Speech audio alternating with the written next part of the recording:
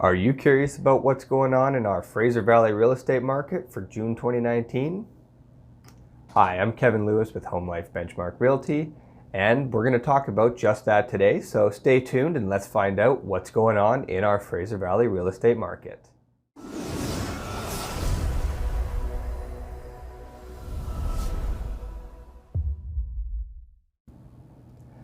May 2019 saw a continuing trend that we've seen for the better half of this year, and that is a slow real estate market. How slow is the market? Well, we were 18% slower than the average May for the last 10 years, which is quite a significant amount below where we would expect to be. Now keep in mind that's a month-to-month average, which means that we're comparing to all the other months of previous years, which only besides 3 months, May has been the most active month for total number of sales in all of those years. May 2019, however, did see an increase in number of sales compared to April 2019, which, as I just mentioned, is to be expected as May tends to be one of the busiest months of the year.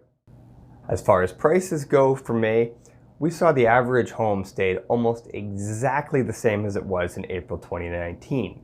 Now, this is to be expected. With the fewer number of sales, there's less likeliness that things are going to change significantly. However, this is a positive compared to the past several months, as we have seen the market come down month to month, whereas this month we actually saw single-family homes remain the exact same price on average from April through May 2019. Townhouses increased 0.1% month to month, which would basically be no change whatsoever, and condos or apartments decreased 0.9% from the month. It's very uncommon for prices to decrease in a market where we have the number of sales that we have in the month of May. While we are substantially below the 10-year average, we still are above the average number of sales in a month for the real estate market, looking at it across the entire calendar year. As the average house price across the Fraser Valley has decreased 6% from May 2018, just 1 year ago, I still do speculate that we are going to see prices continue to fall over the next couple of years, probably somewhere between 6 to 8% over the next 2 years. Now, of course, this is just an estimation and speculation based on looking at the statistics, but that's where I see the market heading. So, what does this mean for you in your real estate situation? Well, like I always say, this absolutely depends on your unique situation, as everybody's situation is slightly different from here to there. Overall, though, what we are seeing is that now is a fantastic time to upgrade to a bigger, better property. Basically, as you get to the highest end of the market, which is let's just go with luxury homes, which that's not a reality for the average person to get into these luxury homes, but we have seen the top end decrease at a higher percentage than we have seen the low end condos decrease at. And that same pattern has gone across every type of property. Condos have decreased slightly less than townhomes have. Townhomes have decreased slightly less than entry-level detached homes have.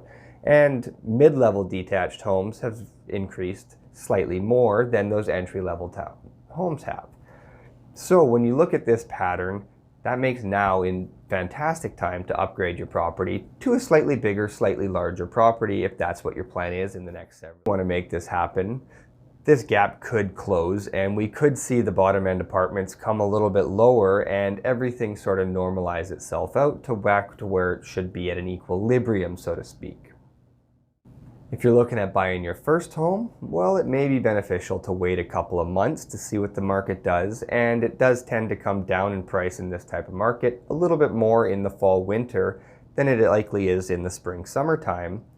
However, if you're searching for a home now and you find the perfect home, definitely don't wait, because I don't think that the prices are going to drop any significant amount to where you're going to find that home again and it's going to be worth your time waiting, especially when you break down the numbers versus the equity that you're going to be building up over the next several months.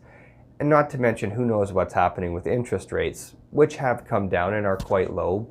The average for a 5-year fixed, we are just below 3%, which is a fantastic rate as well. All part to keep in mind if you are thinking of upgrading to a larger property. If your thoughts are to downsize and move into a condo staying in the same area, well, you might be the one situation where I might suggest maybe it's time to wait a little bit for the market to stabilize itself out a little bit, and we're going to see those condos perhaps come down a few extra percentage than we will the detached homes. However, this isn't guaranteed, and depending on your situation, the small amount that it's going to be different may become negligible to you, and if you just want to make that move happen now, I can definitely help you out with that. But again, I want to talk to you before you make any decisions and help you make that decision, whether now is better or whether it's just better to wait. As I obviously can't stress enough, your situation is unique to you, and in order to really give you the advice that you're looking for, let me know what your questions are, and my job's not to tell you to move now or to buy now, sell now. My job is to give you the information and take a look at what your situation is, what your needs are, what your goals are for your next home, and help you decide whether now is the best time to do the move or whether it might be better to wait a little bit and look at all sorts of parts of the situation. My goal is always to provide you the best service I possibly can, and whether that means giving you that service right now or starting that service now and creating that plan in order to help you make that move happen 2 years from now. And in those next 2 years, I'm going to be with you every step of the way anyways, and when new questions do come up or you're curious about what your neighbors are selling for or something, that's exactly what I'm here for. Give me a call, send me an email. I'm always happy to chat. I look forward to talking to you soon.